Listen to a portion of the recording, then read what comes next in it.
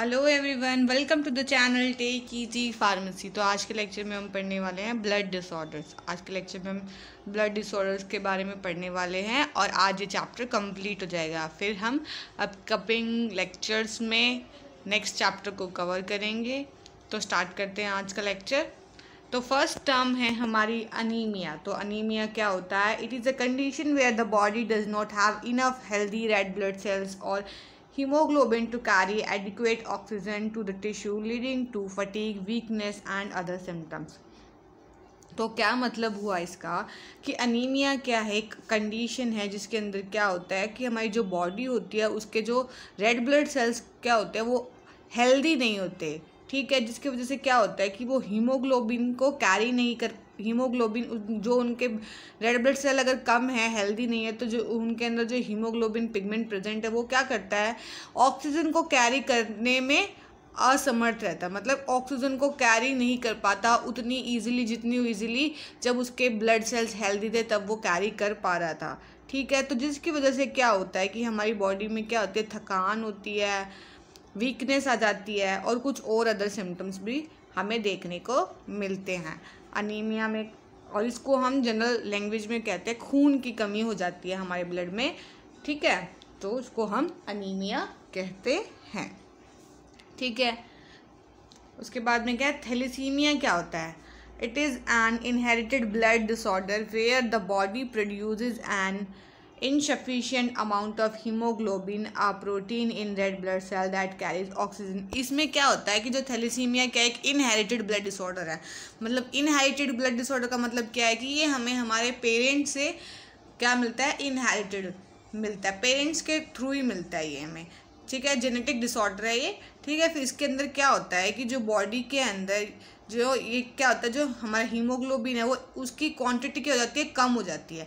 जब हीमोग्लोबिन की क्वांटिटी कम हो जाती है रेड ब्लड सेल में, तो फिर से क्या यही प्रॉब्लम देखने को मिलती है कि वो क्या करते हैं, ऑक्सीजन को ईजिली कैरी नहीं कर पाते, जिसकी वजह से हमारी बॉडी के अंदर फटीग, वीकनेस और ये सारी चीज़ें देखने को मिलती है। फिर इसके बाद में है ल्यूकीमिया। ल्यूकीमिया क्या है? It is a cancer of blood forming tissue including the bone marrow and lymphatic system characterized by the rapid production of abnormal white cells। तो ल्यूकीमिया का मतलब क्या होता है कि ये क्या एक कैंसर कंडीशन है जिसमें ब्लड फॉर्मिंग टिश्यू के अंदर कैंसर होता है और जिसके अंदर बोन मैरो भी इंक्लूड होता है और लिम्फेटिक सिस्टम, इन तीनों के अंदर इस कैंसर को पाया जाता है।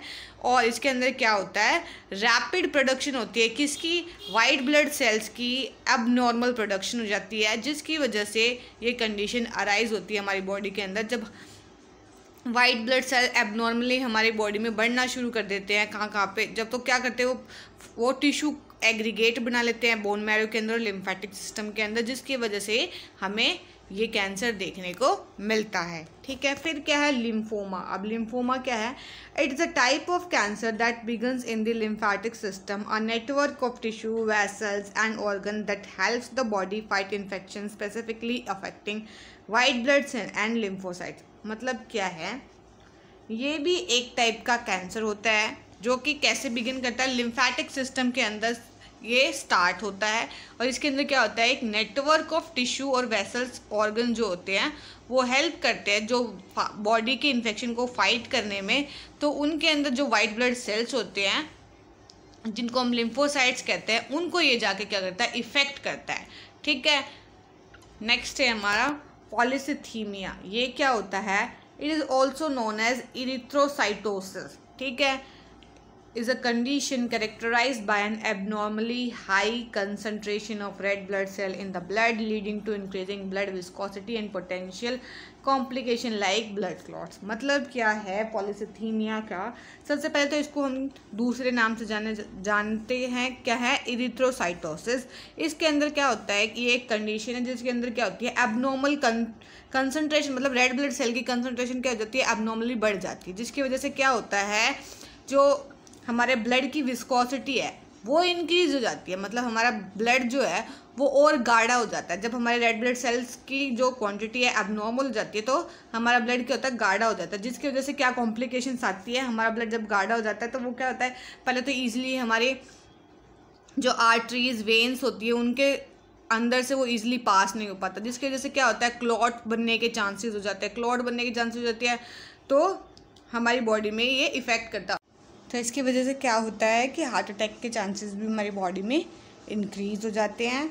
जब ब्लड की विस्कोसिटी इंक्रीज़ होती है तो हमें क्या करना पड़ता है कि जो हमारी ब्लड को हमें क्या करना होता है, उसकी जो विस्कोसिटी है उसको कम करना होता है। तो इसके लिए हम मेडिसिन का यूज़ भी करते हैं। तो हम जनरली एस्पिरिन का यूज़ करते हैं, ठीक है। और जब हमारी बॉडी के अंदर क्लॉट्स बन जाते हैं तो हम मेडिसिन का यूज़ करते हैं उन क्लॉट्स को रिमूव करने के लिए, ठीक है। अब नेक्स्ट हमारी जो टर्म है वो क्या है, माइलोडिप्लास्टिक सिंड्रोम। तो ये क्या होता है, it is a group of blood cancer where the bone marrow does not produce enough healthy blood cells leading to low blood cell count and potentially developing into acute myeloid leukaemia, ठीक है। तो मतलब क्या है, इसके अंदर भी ये क्या है, एक ग्रुप ऑफ ब्लड कैंसर है जिसके अंदर क्या होता है कि जो हमारा बोन मैरो होता है उसमें क्या होता है, वो ब्लड सेल्स को प्रोड्यूस करने में क्या होता है, इनेबल होता है, ठीक है। जिसकी वजह से जब ब्लड सेल ही नहीं बन रहे तो फिर क्या हो रहा है, ब्लड सेल का जो अमाउंट है, जो काउंट है वो क्या हो जाता है, कम हो जाता है, ठीक है। जब ब्लड सेल का काउंट कम हो जाता है तो क्या होता है, वो पोटेंशली क्या चीज़ डेवलप कर लेता है, एक्यूट माइलॉइड ल्यूकीमिया एक कंडीशन है उसको डेवलप कर लेता है, जो कि क्या है, एक टाइप का कैंसर है। तो इस कैंसर में क्या होता है, जो बोन मैरो है हेल्दी ब्लड सेल को प्रोड्यूस नहीं कर पाता, जिसकी वजह से ये कंडीशन अराइज होती है जिसका नाम है माइलोडिप्लास्टिक सिंड्रोम, ठीक है। तो जितने भी हमारे ब्लड डिसऑर्डर थे इस चैप्टर में वो हमने कंप्लीट कर लिए। तो चैप्टर आज कंप्लीट हो गया। नेक्स्ट लेक्चर में हम आगे के जो चैप्टर है उनको कवर करने की कोशिश करेंगे। अगर आपकी कोई क्वेरी है तो प्लीज़ कमेंट सेक्शन में ज़रूर से कमेंट करिएगा। अगर आप चाहते हैं कि हम आगे कौन सी वीडियोज़ पे, कौन से चैप्टर पे वीडियो बनाएं तो वो आप प्लीज़ कमेंट सेक्शन पे कमेंट ज़रूर कीजिएगा। हम आपके इंटरेस्ट के हिसाब से न्यू वीडियोस लाने की कोशिश करेंगे। अगर आपको हमारी वीडियोस अच्छी लगती है तो please like share and subscribe ज़रूर कीजिएगा और बेल आइकन को ज़रूर से प्रेस कीजिएगा ताकि आपको मेरी वीडियोस की नोटिफिकेशन टाइम टू टाइम मिलती रहे। And thanks for watching.